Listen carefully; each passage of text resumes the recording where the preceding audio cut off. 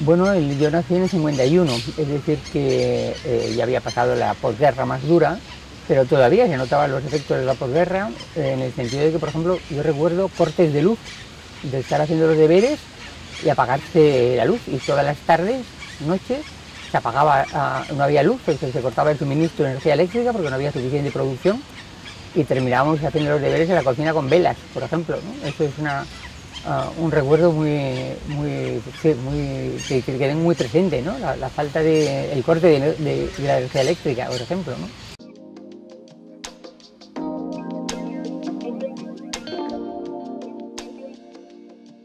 No, mi madre era cubana, nacida en La Habana, hija de un cubano y de una gallega.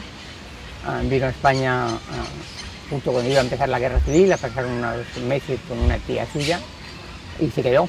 Ya, pero toda mi familia por parte de mi madre, mi abuela, mis primos, mis tíos, estaban todos en Cuba y estuvieron en Cuba hasta todo el tiempo.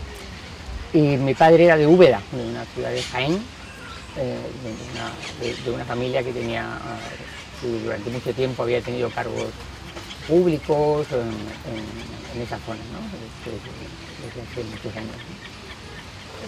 Pero él no era político, él era matemático.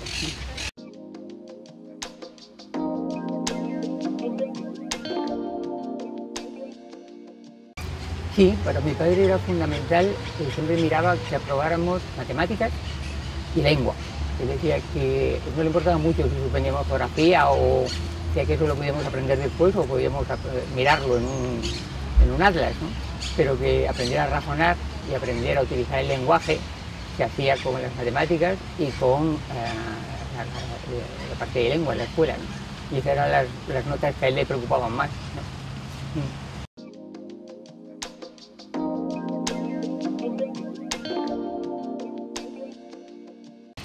Mi padre le dicho que era matemático y era un buen matemático y estuve de profesor invitado en la Universidad de Stanford. Mi padre había sido republicano, comunista, y entonces después de la guerra fue depurado, ¿no? Al final, de todas formas, consiguió una cátedra, pero en fin era un matemático prestigioso y las universidades extranjeras pues le llamaron. En este caso la Universidad de Stanford le llamó para que estuviera el profesor visitante, profesor invitado, y entonces fuimos toda la familia a vivir allí a California primero y a Nashville, en Tennessee, después. Pues muy feliz, una instancia muy feliz, salir de un piso en Madrid en los años finales de los 50 y aparecer en Palo Alto, en California, pues yendo a un colegio que tenía un jardín y que te hacían dormir la siesta, en fin, cosas que uno no sabía ni que existieran, ¿no? Todavía en España, y era de tener un piso relativamente pequeño, a tener una casa que tenía una cancha de baloncesto, o que, en fin, éramos, francamente, para unos niños, no sé para mis padres, pero para los niños, que éramos 5 hermanos, fue estupendo, lo pasamos estupendamente.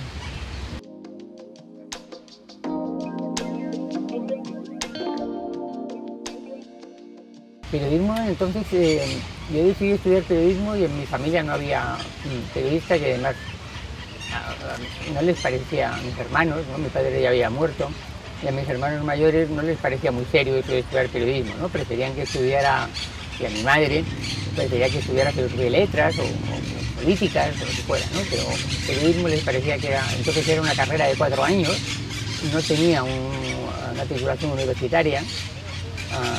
Y el periodismo además todavía existía Franco, todavía vivía Franco y vivió todavía bastantes años. Quiere decirse que el periodismo se ejercía de una manera con censura, ¿no? Entonces, en mi casa salían muchos periódicos, pero sabiendo que existía la censura, ¿no? O sea, que el periodismo no. Pero yo me empeñé en hacerlo y me obligaron a empezar también al mismo tiempo filosofía y letras para hacer algo serio. Y al final empecé a trabajar enseguida en periodismo y dejé filosofía y letras a mitad sin terminarlo.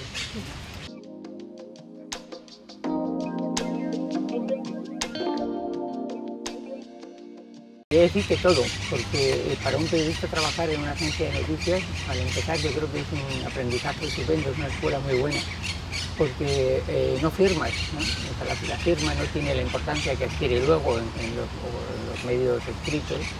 En las agencias no hay ninguna vanidad personal en escribir en una agencia, por un lado, y por otro lado te obliga a ser muy preciso, muy directo, porque los párrafos son cortos, la manera de construir las frases es muy regular, es todo muy, está todo muy pautado, ¿no? Y eso para un periodista joven yo creo que es una escuela excelente, ¿no? Y aún siendo como era una agencia de prensa y radio de movimiento, era una agencia, funcionaba como una agencia de noticias y esas reglas del orden, la Constitución se mantenían, ¿no?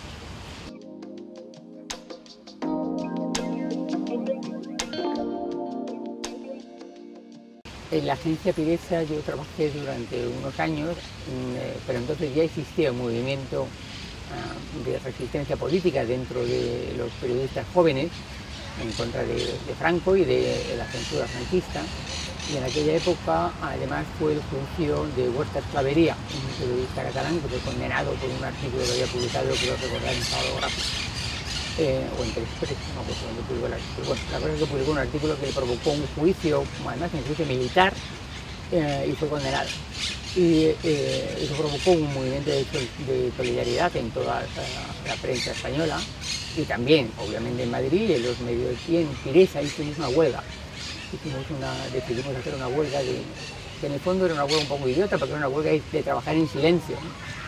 Pero aún así era una huelga y me despidieron, me llamó el director, me dijo: ¿estás haciendo huelga? Le dije sí y me dijo: pues estás despedida. Y volví y me fui. Tuvimos un juicio que al fin y al cabo el juicio lo ganamos al final, porque otro compañero, Bonifacio de la Cuadra, también fue despedido en el mismo momento. Nos despedimos los dos y al final conseguimos ganar los juicios, pero la vuelta fue de castigo, ¿no? Estábamos muy castigados y entonces al final terminé marchándome de la agencia a otro lugar.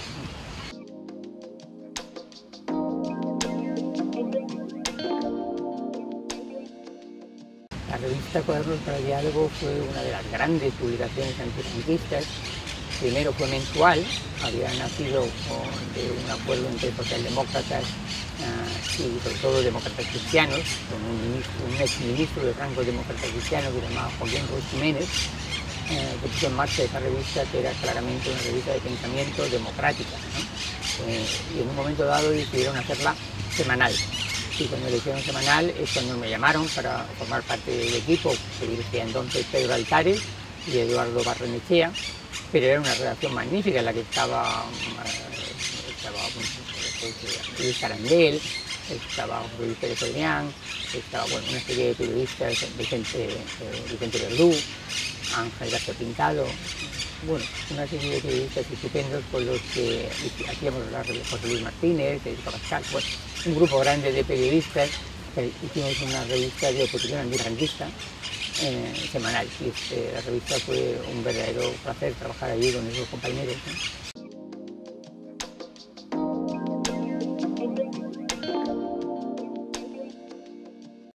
Bueno, pero pues yo estaba en Cuadernos, entonces en El País lo que hacía al principio era colaborar. Tenía había una jefa de Nacional, que era Soledad Álvarez Coto.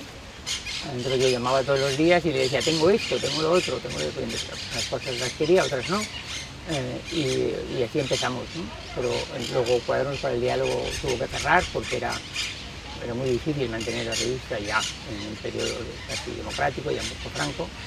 Y entonces aquí definitivamente me fui a Cuadernos al diario del País, ¿no?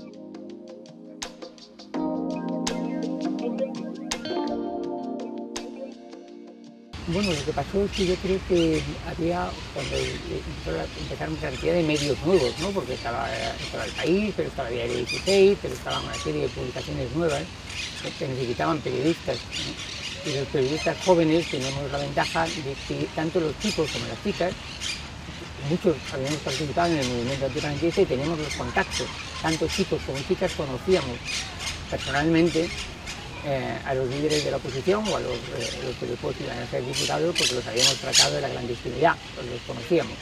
Esto hizo que muchas mujeres entraron en igualdad de condiciones que los hombres en las redacciones a hacer política, porque tenían los mismos contactos, conocían las mismas cosas, tenían el mismo background, y enseguida se incorporaron las mujeres a hacer trabajos en política, y desde allí también se pasó a economía, secciones de economía, incluso a deportes, que eran zonas que antes estaban bastante reservadas a hombres y empezaron a aparecer también mujeres periodistas en esas secciones, ¿sí?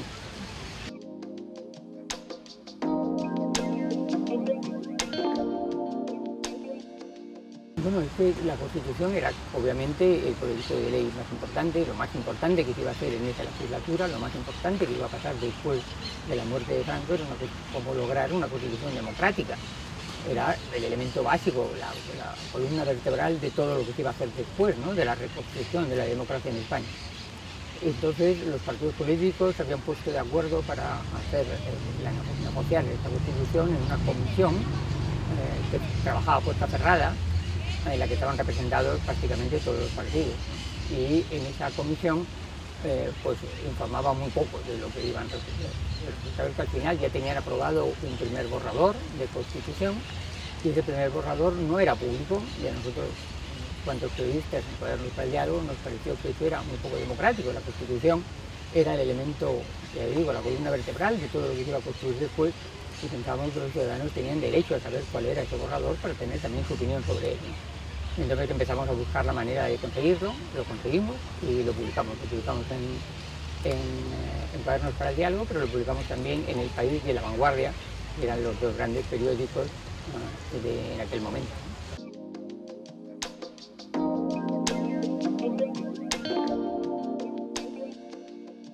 Fue muy polémica porque los miembros de la Comisión Constitucional, entre los que se encontraban algunos socios fundadores de Cuadernos para el Diálogo, como Gregorio Pérez Barba, que era un diputado socialista, un hombre extraordinario, un abogado defensor de los derechos humanos, se enfadó muchísimo porque creyó que eso era algo que podía perjudicar al debate constitucional y que podía también poner en entredicho, puesto que él era miembro del Consejo de Cuadernos para el Diálogo y Cuadernos para el Diálogo era el quien publicaba el borrador, que podía poner en entredicho su propia figura, ¿no?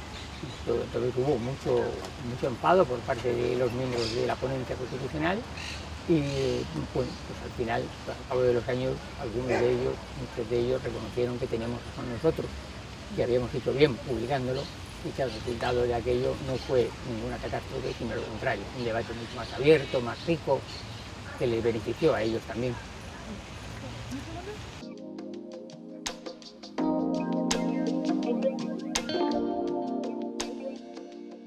Sí, bueno, todo el proceso constituyente terminó con la elaboración y aprobación de los estatutos de autonomía, especialmente el Estatuto de Autonomía para Cataluña y para el País Vasco. Y yo pensé que en ese momento la parte más importante del desarrollo constitucional, de la instalación de la democracia en España totalmente, pensé que era un buen momento para mí para ser corresponsal, para salir al exterior y para ver cómo funcionaba el mundo fuera, ¿no? Y pedí una corresponsalía, la primera que quedó libre fue Bruselas, me la ofreció Juan Luis Cebrián, yo dije que sí y me estuve la verdad encantada con la primera corresponsalía en el extranjero de las muchas que tuve después, pero fue un lugar donde adquirí un gran amor por una cosa que no he perdido nunca, que es el europeísmo, la convicción de que la construcción de Europa es algo que nos beneficia y que es un instrumento formidable de progreso y de independencia y de democracia. La Unión Europea concebida como un gran instrumento de democracia y con un amor que me dura hasta ahora.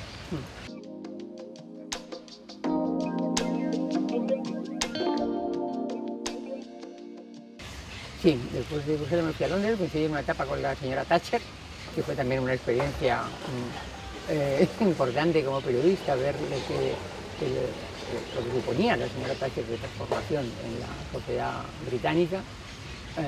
Y de allí estuve unos años, y de allí pasé a París, que todavía estaba François Mitterrand, y era también al revés, era un momento de un gobierno socialista que estaba haciendo una serie de transformaciones en Francia. Fueron tres corresponsalías consecutivas. Al final se indicó que estaba fuera de España más de 10 años y para mí fue una experiencia estupenda. Me alegro muchísimo de haber hecho esa experiencia profesional.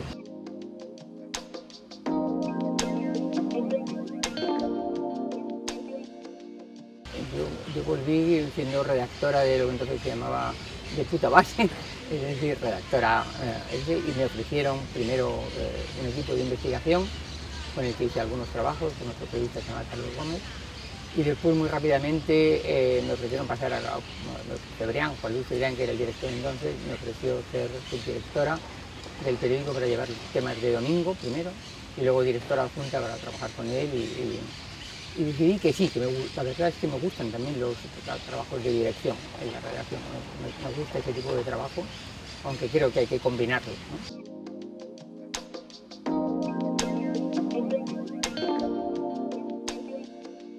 Sí, porque cortos no quiere decir que tenga que ser 2 años, pueden ser 5, 6, 8, pero lo que no puede ser es, desde mi punto de vista, es que pierdas como periodista el contacto con la escritura, con escribir, con volver a escribir y con las bases de tu oficio, de cómo escribir. Entonces yo siempre he procurado pasar grandes periodos de dirección en el periódico, en el equipo de dirección, pero también dejarlo al cabo de una temporada y volver a trabajar y a escribir, cosa que es muy difícil si estás en el equipo de dirección, pues es muy difícil que puedas escribir al mismo tiempo.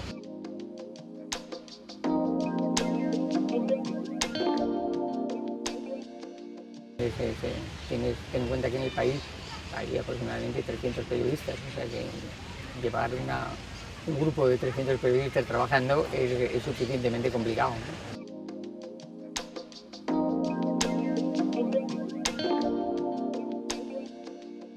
Los proyectos del domingo fueron uno de los elementos de los que me dediqué más en una parte de mi vida, porque el periódico del domingo empezó a adquirir un volumen extraordinario. El periódico del domingo llegó a tener 1 millón de ejemplares de venta cada domingo, ¿no? Entonces había que hacer una oferta especial, hacer una serie de productos especiales para los lectores de domingo, ¿no? Y entonces durante un tiempo el país hizo un esfuerzo muy grande para el domingo presentar un periódico más rico, más arrevistado, con más entrevistas, con más reportajes, con grandes fotografías.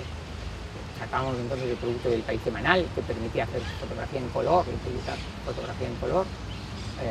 Había magníficos que allí estuvieron columnistas extraordinarios y entrevistadores extraordinarios como Jorge Montero, Maruja Torres, Sol Alameda, un grupo de periodistas que le dieron al periódico del domingo un poderío que no era fácil encontrar en aquel momento en la prensa española.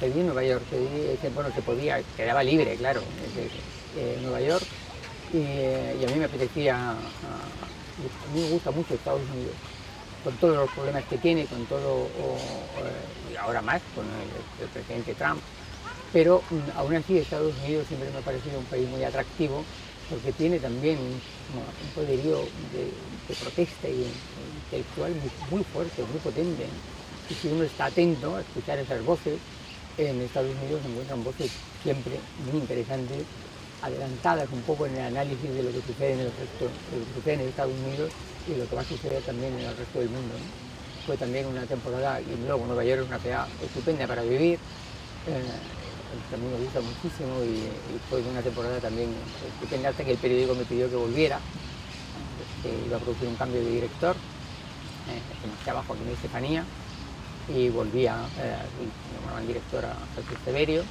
y me pidió que volviera a Madrid, volví, y una temporada haciendo comentarios, columnas sobre la Unión Europea, pero también una temporada como defensora del lector, que es una figura que existe en el país, que está dirigida a que se guarden los preceptos que contiene el libro de estilo del periódico, y me pidieron que lo hiciera durante un tiempo, lo hice durante un tiempo, y fue un trabajo también muy interesante, ¿no?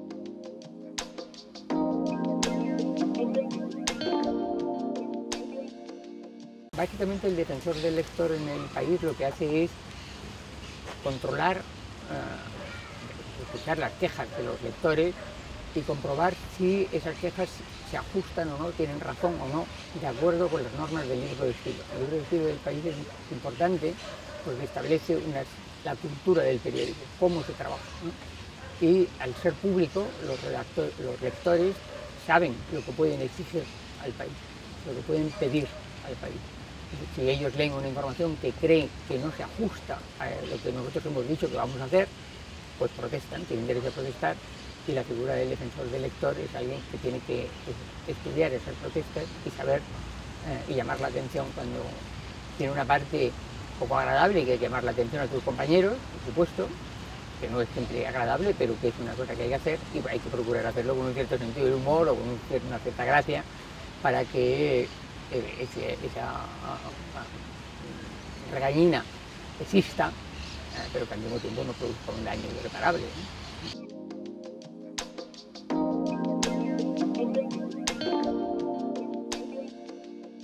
Otra vez porque el periódico que experimentaba un cambio grande también de formatos, quería hacer un cambio grande también incluso de diseño, que cambiaban el diseño también para hacerlo más ágil, con más color todavía, y me pidieron que volviera a reestructurar el domingo y lo volví a hacer, les dije que es una parte del periódico que me gusta mucho.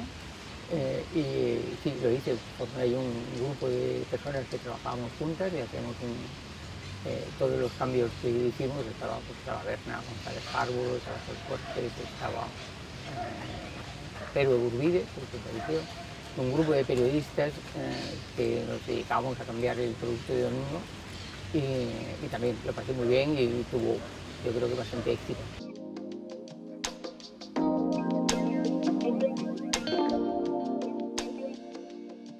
Temporada sí, temporada no, temporada cambiando. Y esta vez decidí que no había trabajado nunca en América Latina. Siempre había trabajado o en Europa o en Estados Unidos. América Latina había ido muchas veces, claro que sí, porque cubrir informaciones concretas, a cubrir cumbres, a cubrir elecciones, por ejemplo. Pero eso es una cosa, y otra cosa es vivir en un país en América Latina. Y entonces quedó la corresponsalía de Buenos Aires, y me fui a Buenos Aires. Buenos Aires es una corresponsalía magnífica porque cubre no solamente Buenos Aires, cubre Chile, cubre Paraguay, Uruguay, Ecuador, donde te permite viajar mucho, Bolivia, te permite viajar mucho por una parte de América Latina. Y estuve allí unos años y fue primero Buenos Aires, una ciudad preciosa. Los argentinos fueron conmigo extraordinariamente acogedores, periodistas, compañeros se portaron conmigo extraordinariamente bien y lo disfruté muchísimo. Fue una experiencia estupenda. Yo lo recomiendo mucho a los periodistas españoles, viajar si pueden por América Latina e intentar vivir una temporada allí, porque primero se hace muy buen periodismo. En América Latina es un periodismo estupendo de periodistas fenomenales y es un placer seguirles, ¿no?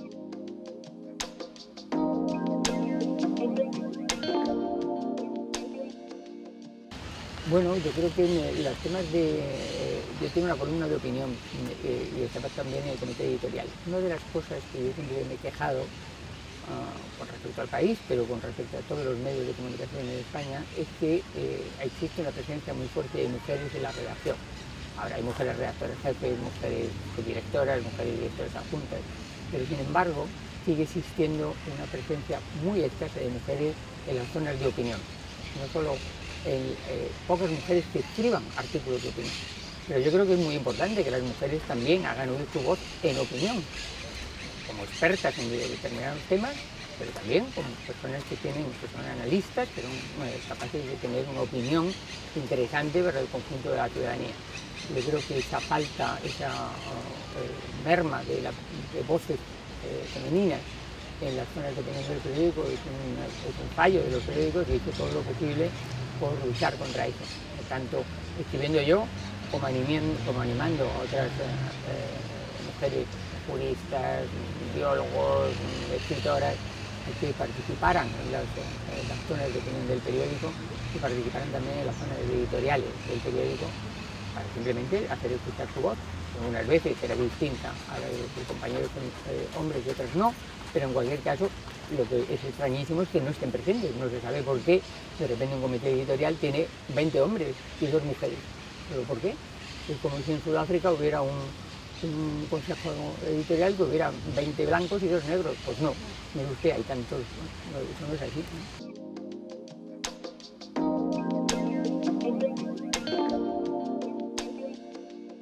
Bueno, todo el mundo sabe que yo estuve en desacuerdo con el ERE y sobre todo con la manera en que se hizo el ERE en aquel momento en el periódico. Todo el mundo es consciente de que yo estaba en desacuerdo con eso, porque me parece que se hizo de la peor manera posible, que si la empresa necesitaba hacer un ajuste de plantilla, que podía haber hecho de otra manera, que podía haber planteado de una manera mucho más inteligente, mucho más racional, mucho más razonable en relación con sus propios compañeros. Yo creo que se hizo mal.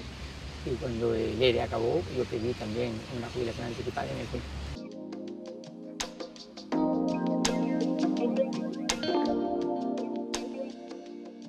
Bueno, yo estaba escribiendo siempre, he mantenido una columna política, o sea que cuando digo que no estoy del país, es relativamente cierto en el sentido de que siempre seguí escribiendo en el país una columna, ¿no? Pero bueno, en cualquier caso yo estaba jubilada con esa cosa que se llama jubilación activa, ¿no? Y que me permitía escribir, ¿no? Pero en un momento dado el periódico tenía una serie de problemas que yo era consciente de que leyéndolo estaba consciente de que tenía algunos problemas. Me llamó el consejero delegado de Prisa en aquel momento, Manuel Mirat, que lo estoy diciendo ahora. Yo no le conocía, no habíamos coincidido, pero me llamó, fuimos a comer, me preguntó qué creía que le pasaba al periódico. Yo le conté lo que realmente creía que le estaba pasando al periódico. Tuvimos otro par de conversaciones más y al final me dijo, oye, ¿tú crees que puedes ayudar a cambiar eso que estás diciendo? Y yo dije, yo creo que puedo intentarlo, sí, creo que sí. Y me dijo, bueno, pues entonces acepta el nombramiento de directora del periódico. Y dije, pues sí, porque hizo que poner un plazo, un periodo de 2 años, porque me parecía que en un periodo de 2 años había que conseguir eso que me estaban pidiendo que se consiguiera, que era recuperar la cultura de trabajo del país. Yo creo que eso se podía hacer en 2 años, pero que después tiene que haber proyectos a plazos más largos de 5, 6, 8 años, y yo no soy la persona para hacer planes a 10 años, obviamente.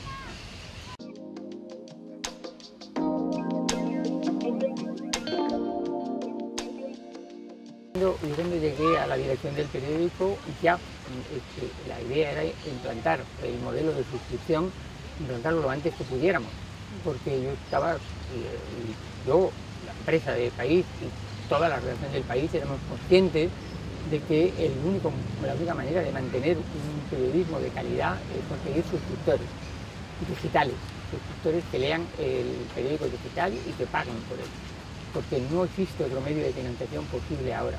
La publicidad no es capaz de financiar el periodismo tal y como se hace ahora, con los medios que necesita, y los medios digitales ofrecen unas posibilidades extraordinarias de hacer otra manera de contar, unas narrativas distintas que hay que aprovechar, hay que saber usarlas.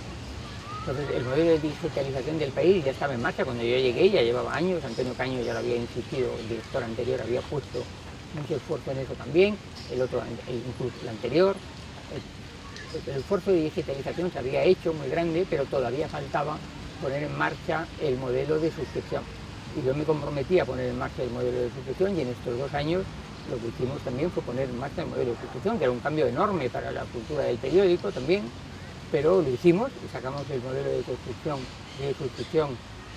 encima coincidiendo con la pandemia, que eso ya tuvo más mérito todavía, conseguir sacar el modelo de suscripción, con lo que todo eso significaba de novedoso también para nosotros, y al mismo tiempo hacerlo en un momento en el que una crisis totalmente inesperada y feroz, muy cruel, como ha sido la crisis del coronavirus, que obligó a hacer una cosa que nunca habíamos pensado que podíamos hacer, pero que de repente pudimos vaciar completamente la relación del país y que todo el mundo trabajara en sus casas, teletrabajo, algo que yo nunca hubiera creído que fuera posible, y sin embargo fuimos capaces de hacerlo. Eso se hizo siendo yo directora del periódico, y tengo que agradecer, todavía hoy les agradezco muchísimo a los periodistas del país el esfuerzo tan extraordinario que hicieron para que pudiéramos hacer eso, y lo comprensivos que fueron conmigo y con todas las exigencias que yo ponía de golpe, ¿no? Pero pues, la verdad es que la comprensión fue magnífica, y el trabajo que hicieron desde mi punto de vista muy notable.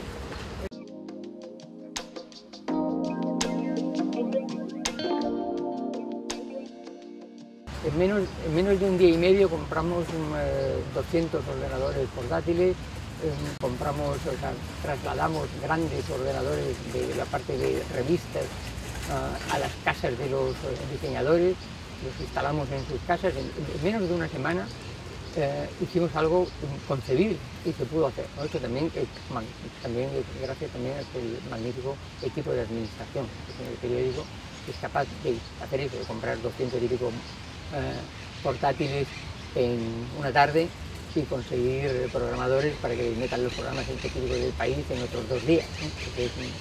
Eso es algo, una potencia que tiene también el sector de administración, gestión del periódico importante.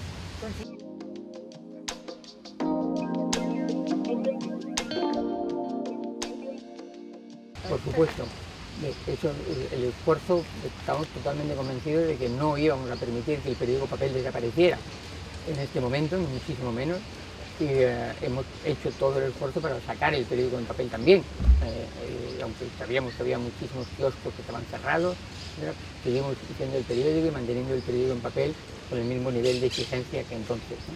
Yo creo que eso fue posible porque una de las cosas que yo hice cuando llegué fue crear un equipo de 3 directores adjuntos, porque había muchísimo trabajo para directores adjuntos, pero tener que hacer tantas cosas distintas, ¿no? Y los 3 directores adjuntos, que fueron Jan Martínez Arens, Mónica Severio y Borja Echeverría, fueron verdaderamente una capacidad, una potencia de trabajo de unos profesionales magníficos, ¿no? Que han ganado el respeto de toda la redacción, ¿no? Porque realmente tuvieron que trabajar muchísimo, ¿no?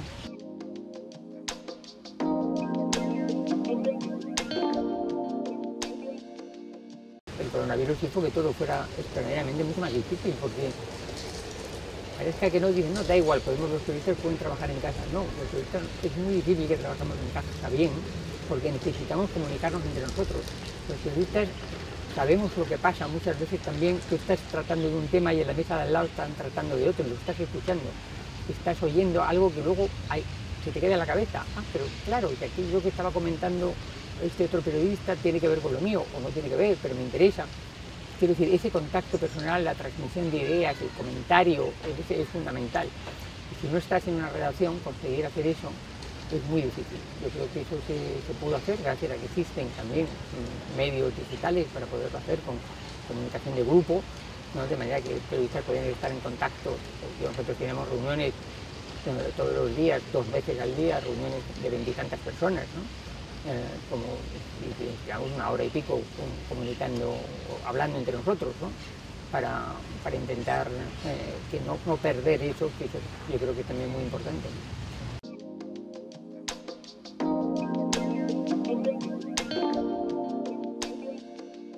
Ya me lo he ganado, ¿no? También él dice, sí, no voy a seguir con la columna que estuvo en El País, porque me lo ha pedido el director y yo estoy encantada porque me apetece muchísimo hacerlo, me gusta mucho una columna que publica los domingos, pero el resto del trabajo, ten en cuenta que para dirigir el periódico, cualquier periódico, El País, pero también el Ara o el Correo de Andalucía, exige mínimo 12, 14 horas de trabajo diarios.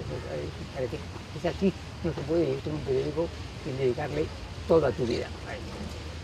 Yo creo que ya tengo otra parte de la vida que me apetece también cultivar.